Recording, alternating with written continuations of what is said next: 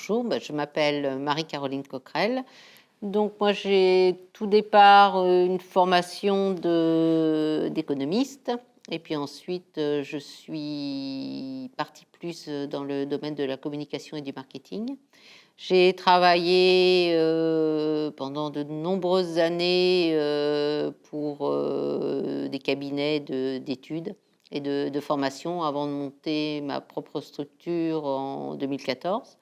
Donc, double casquette, d'un côté études, avec tout ce qui est mise en place d'études clients mystères, études de satisfaction. De l'autre côté, formation.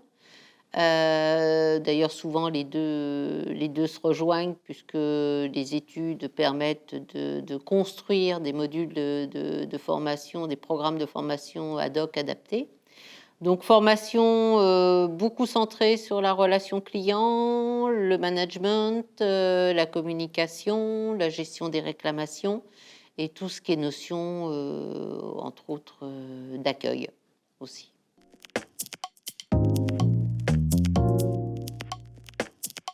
Oui, j'accompagne donc ressources plurielles sur sur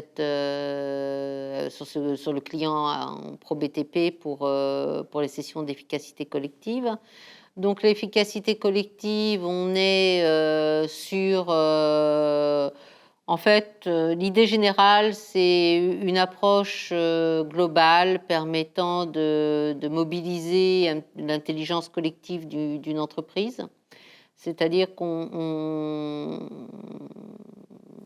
accompagne on sollicite les employés pour leur expertise pour qu'ils arrivent à la mettre par le biais d'une plateforme, la mettre à disposition de l'ensemble de la société. Pour faire monter les autres en compétences. Alors pourquoi ? Parce que de plus en plus, on se rend compte que un client a besoin d'avoir des réponses rapides, des réponses en une fois. Mais d'un autre côté, il peut avoir une multitude de demandes qui sont déconnectées les unes des autres sur un même mail ou sur un même appel. Donc l'idée, c'est de pouvoir permettre aux gestionnaires d'acquérir ou d'avoir un support pour trouver l'information nécessaire pour pouvoir répondre en une fois à toutes ces questions clients.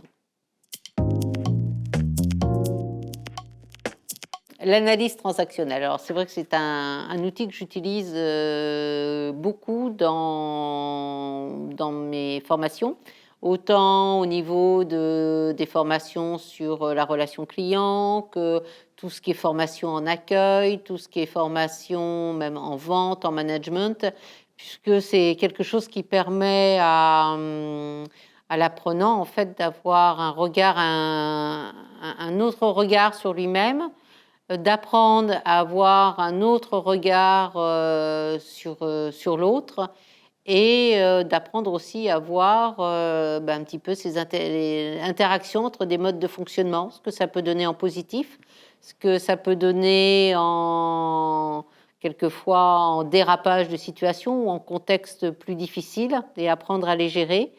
Et ça permet de mettre en place des ateliers où les gens en général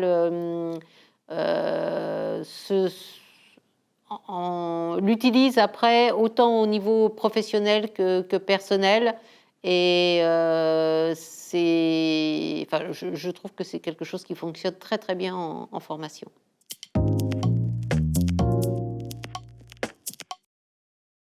Un petit mot pour conclure, peut-être un état d'esprit, c'est que moi, mon état d'esprit pour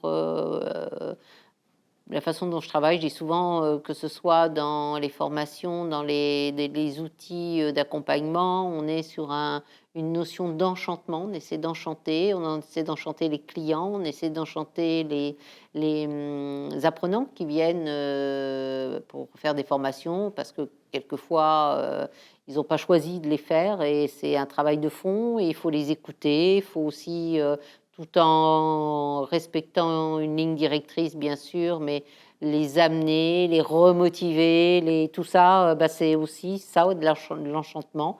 Et c'est fondamental, et c'est un des côtés les plus agréables de ce métier.